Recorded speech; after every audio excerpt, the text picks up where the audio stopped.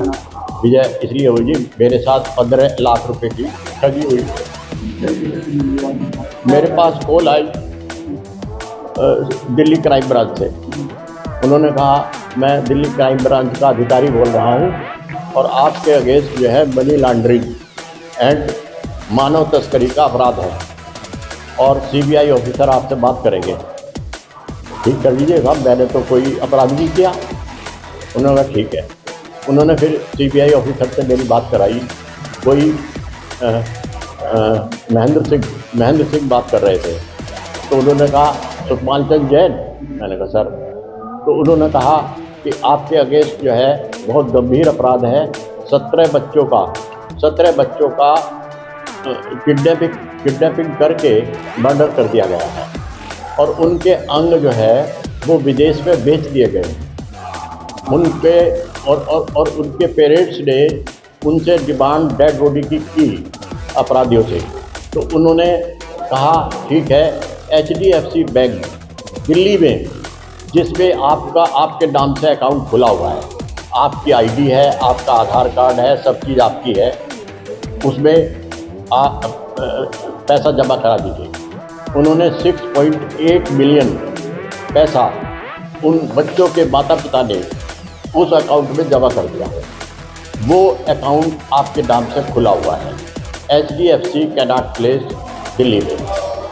तो उसमें अब ये अपराध बनता है, ये मनी लॉन्ड्रिंग केस है और मानव तस्करी केस है।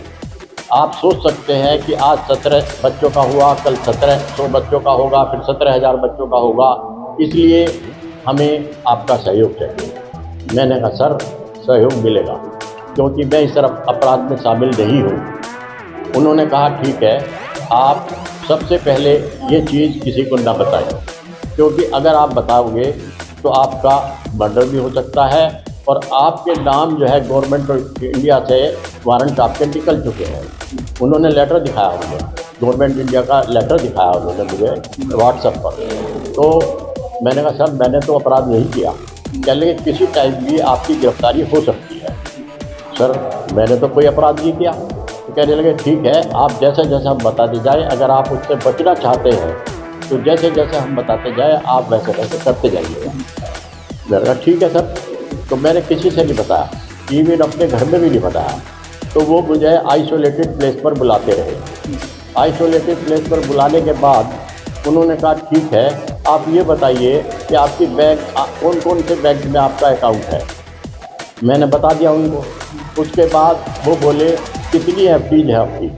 जो मेरी सेविंग थी वो मैंने उसी प्रीमेच्योर करा ली। उसके बाद उन्होंने कहा ठीक है, आप इस अमाउंट को जिस अकाउंट पे हम कहें RTGS के थ्रू भेज दें और आप ऐसा करें कि आप बैंक में जाएं, किसी को कुछ न बताएं, RTGS फॉर्म लें और उनसे ले करके जहां हम बताएं आप बाहर आएँ। बाहर आकर के जहां जिस नंबर पर हम बताएं उस नंबर पर ये अमाउंट ट्रांसफ़र करें। मैं RTGS फॉर्म बैंक से लेके बाहर आ गया। उनकी कॉल आई। उन्होंने कहा ठीक है, हम व्हाट्सएप पर नंबर भेज रहे हैं, इस नंबर पर आप जो है ये 15 लाख रुपए ट्रांसफ़र कर दें। किस तरीके से बात नहीं सर, उनका कॉल आया था जी, व्हाट्सएप कॉल आया? व्हाट्सएप कॉल आया। और आपने उनको देखा था? नहीं पुलिस नहीं, वो जो दीपक यादव थे जो दिल्ली क्राइम ब्रांच से थे, उनकी मेरी कभी बाई फेस बात नहीं हुई। CBI ऑफिसर जो है उनसे भी बाई फेस बात की हुई। मुझे एक बार उन्होंने कहा था कि CBI ऑफिसर बहुत बड़े अधिकारी हैं, वो पुलिस ड्रेस पे थे, उनसे बात हुई थी। मैं अब आप यहाँ थाने आए हैं, क्या आश्वासन मिला? जी सर, थाने आए हैं, क्या आश्वासन मिला? आश्वासन मिला है कि आपके मुजरिम पकड़े जाएंगे, उनको जो है खोजा जाएगा और आपकी, क्योंकि आप रिटायर्ड पर्सनल हैं, डिफेंस पर्सनल हैं, आपकी पूरी हेल्प की जाएगी।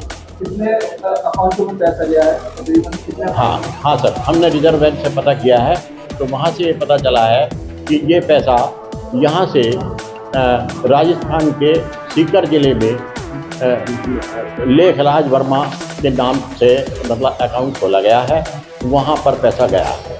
उन्होंने तुरंत जो है 5 लाख रुपए उस अकाउंट से निकाल लिए हैं। निकालने के बाद उन्होंने 10 लाख रुपए पीएनबी की किसी शाखा में ट्रांसफ़र करा दिए हैं और अब उस अकाउंट में जिस अकाउंट जो उसमें एड्रेस उन्होंने ये दिया था लेखराज वर्मा का, मैंडेटा रामगढ़, ये एड्रेस दिया था उसमें। तो उसमें अब 192 रुपये उस अकाउंट में पड़े हैं।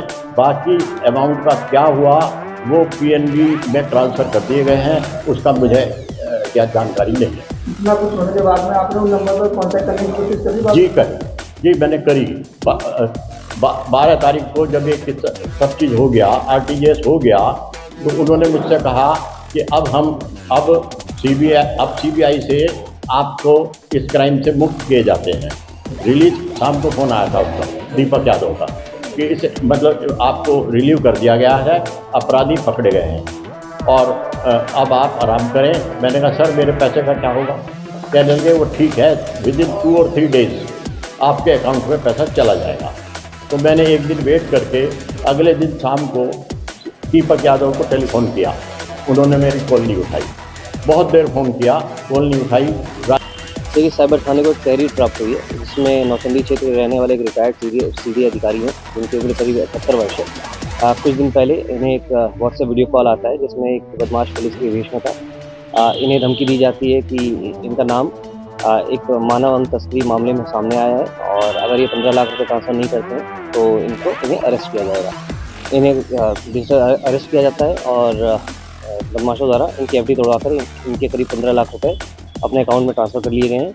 इस मामले का पुलिस द्वारा संज्ञान ले लिया गया है। इसमें संगत धाराओं में मुकदमा पंजीकृत कर इसमें अग्रिम विधिक कार्रवाई की जा रही है।